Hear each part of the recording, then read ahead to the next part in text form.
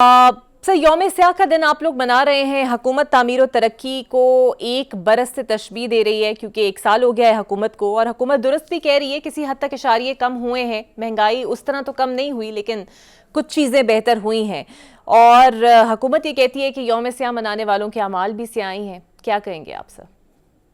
देखिए, हुकूमत तो जाहिर बात है, हम्म।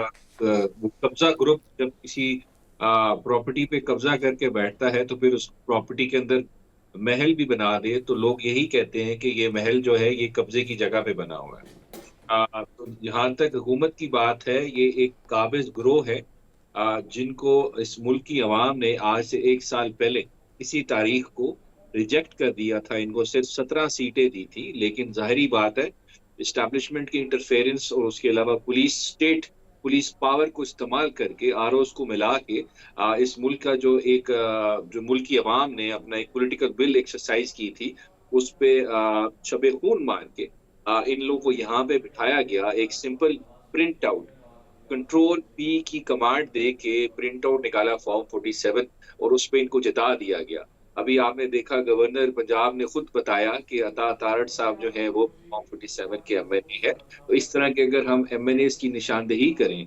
ख्वाजा आसिफ साहब फिर रहे हैं, ओन चौधरी साहब फिर रहे हैं, ये सारे लोग जो हैं ये एक काबिज ग्रुप है जिनको यहाँ पे बिठाया गया कब्जा करके।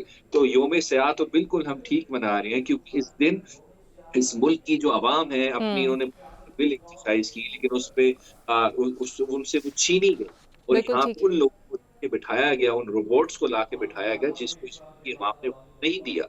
तो उस दिन आप ये कह सकते हैं इस मुल्क का जो आइन था, जो आइन कहता है लोग वही असेंबलीज में जाएंगे जिनको आवाम वोट देगी, आइन मुअत्तल हुआ। इस मुल्क का जो आइन था उसको सस्पेंड किया गया। मेरी नजर में तो हाई ट्रिजन हुआ उस दिन। आर्टिकल 6 की कार्रवाई बनती है उस दिन जो हुआ इस मुल्क की आवाम के साथ। तो मेरे ख्याल से तो ये तो इनके मुंह पे कालक है।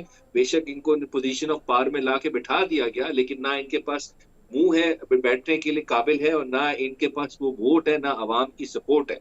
इसी वजह से हम कोई जलसे का ऐलान करते हैं, हम कोई बात करते हैं, यदि हम प्रोटेस्ट करेंगे, एक झंडा भी निकल आए पाकिस्तान तहरीक सर, लेकिन वो इंसाफ का। लोग भी ये कहते हैं कि जब भी कोई अहम इवेंट होने वाला होता है, आप लोग इसी तरह की कोई ना कोई कॉल दे देते हैं। अब जिस तरह चैंपियंस ट्रॉफी हो रही है, पूरी दुनिया की नजरें इस पे लगी हुई हैं, एक इंटरनेशनल इवेंट है, इंटरनेशनल प्लेयर्स यहाँ पर मौजूद हैं।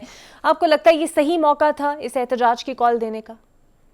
देखिए, पहली बात है, 8 फरवरी जो है हमारा एक पूरा साल हो गया जिस दिन हमसे मैंडेट हम्म। छीना गया। तो हमारी नजर में योम स्याह है। जब तक इस मुल्क में जमहूरियत ही सही ट्रैक पे नहीं आए, आइन ही सही ट्रैक पे नहीं आए, तो बाकी जो मर्जी आप कर लें, आप तरक्की नहीं कर सकते।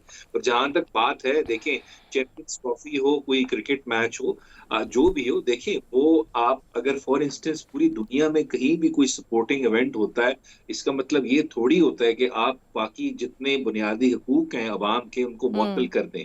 या तो फिर इस मुल्क में आप इमरजेंसी इम्पोज कर दें, कोई कर्फ्यू लगा दें कि जी मकबूजा कश्मीर है ये, वहां पे कोई शख्स बाहर नहीं निकलेगा, आप 144 इम्पोज कर दें।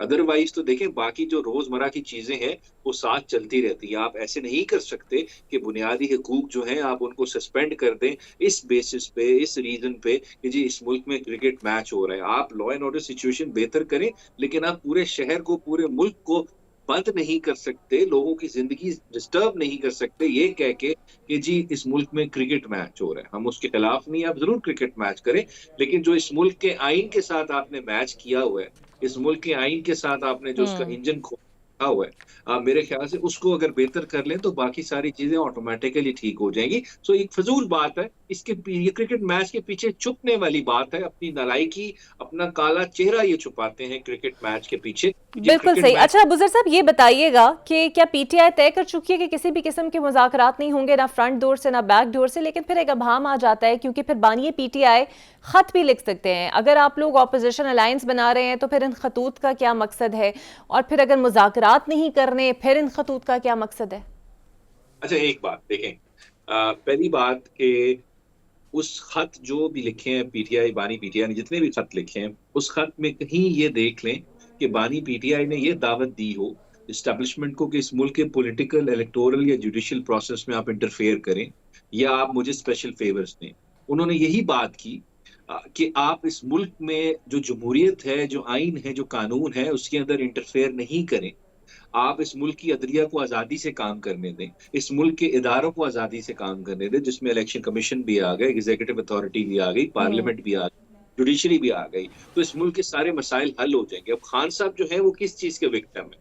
वो इंटरफेरेंस के विक्टिम है। जो जुडिशरी के इंटरफेरेंस हुई, इस्लामाबाद हाई कोर्ट के जजेस का लेटर, वो सारी चीजें रिकॉर्ड पे एडमिटेड चीजें हैं, इंटरफेरेंस हुई। वो अगर खत जो है, मेरी नजर में ये खत जो है, अगर आप मुतालिया पाकिस्तान की किताबों में ये पढ़ाना शुरू कर दें आज बच्चों को, जो हम रटी रटाई चीजें पढ़ाते हैं बच्चों को, जो एक टिपिकल पाकिस्तान स्टडीज हमने पढ़ाई है इस जनरेशन को, डिस्टॉर्ट करके फैक्ट्स, सिलेक्टिव चीजें पढ़ाई हैं लोगों को, अगर आप तल्ख हकीकत जो है वो पढ़ाएं लोगों को, जो असल तारीख है, तो मेरे ख्याल से उससे हम सब सीख सकते हैं। तो बानी पीटीआई की ट्वीट्स और जो उनके लेटर्स हैं, मैं तो कहूंगा ये सुनहरी हरूफ है जो इस मुल्क की किताब, पाकिस्तान स्टडीज की या सोशल स्टडीज की किताबों में पढ़ानी चाहिए जनरेशंस को, ताकि वो सीखे इससे कि इस मुल्क में किन लोगों ने आइन तोड़ा, इस मुल्क में किन लोगों ने जो है अदलिया की आजादी पे शबे खून मारा, और किन लोगों ने इलेक्शन चोरी किया, और किन लोगों ने 1971 में एक पॉलिटिकल पार्टी का मैंडेट उसको नहीं दिया। ये सारी चीजें सर क्या कुछ ही निसाब में फिर शामिल होगा? एक